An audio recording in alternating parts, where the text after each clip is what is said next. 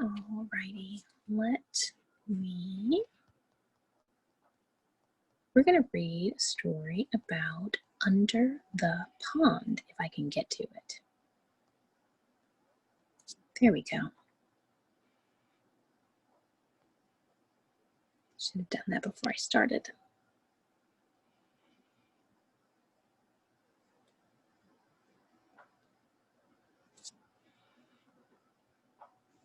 Over and under the pond. Excuse me, it's not just under the pond, it's over and under the pond.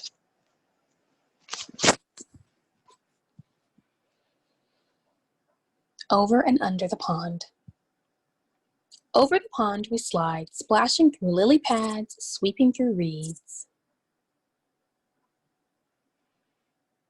The water's mirror reflecting the sky, sunshine and clouds, then a shadow below.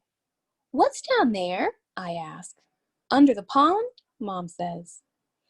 Under the pond is a whole hidden world of minnows and crayfish, turtles and bullfrogs. We're paddling over them now. Over the pond, we skim past tall rushes, whirligig beetles loop and twirl, skaters on a warm summer surface.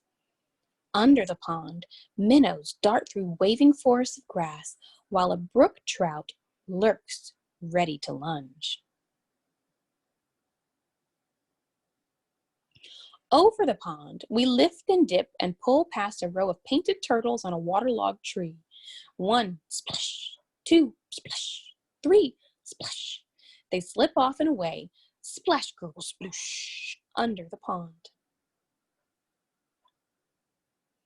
Over the pond, cattails rustle and shush in the wind.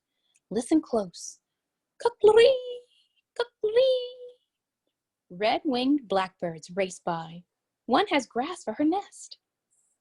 Under the pond, a caddisfly larva builds a home of her own, a secret shelter of pebbles and sand. Over the pond, the shadows of trees lean out from the shore. We coast under a low-hanging branch.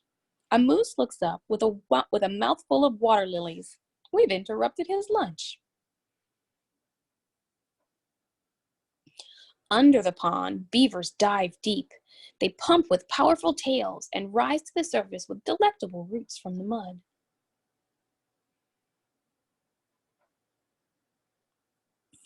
Over the pond, the wind gives us a little push and stirs the light-dappled leaves on shore.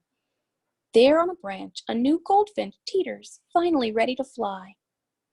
Under the pond, tadpoles are changing, learning to hop. They're losing tails, growing legs, and growing up.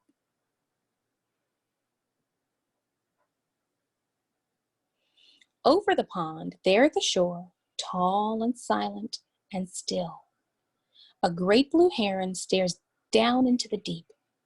It tenses, takes one long-legged step, and strikes. It catches a wiggling quicksilver minnow from where it was hiding under the pond. Over the pond, we drift, heads tipped up to the sun.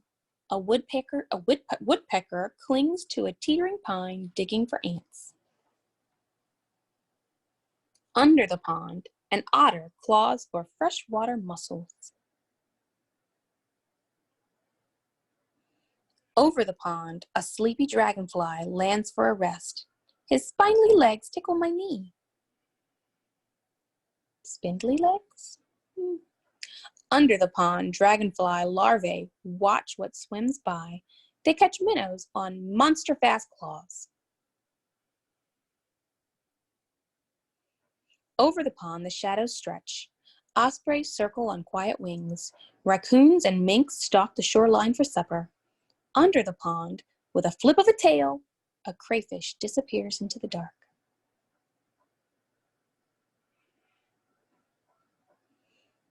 Over the pond, we head for home.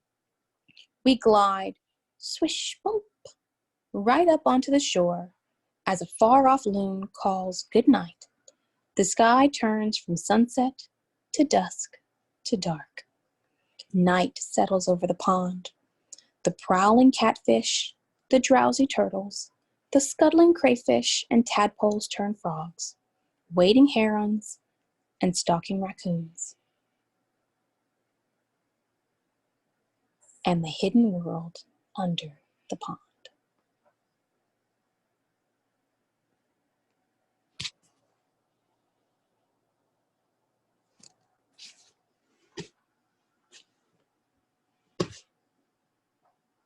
Oh, I really liked that one. I really loved all of the animals. Some of the animals I'd heard of before, but it was really cool to see some of the very specific names for the animals and where they lived, whether or not they were an animal that lived above the pond or below the pond, and how some of those animals all play together in the great circle of life and the ecosystem down there. Some things are food, and some things eat others for food.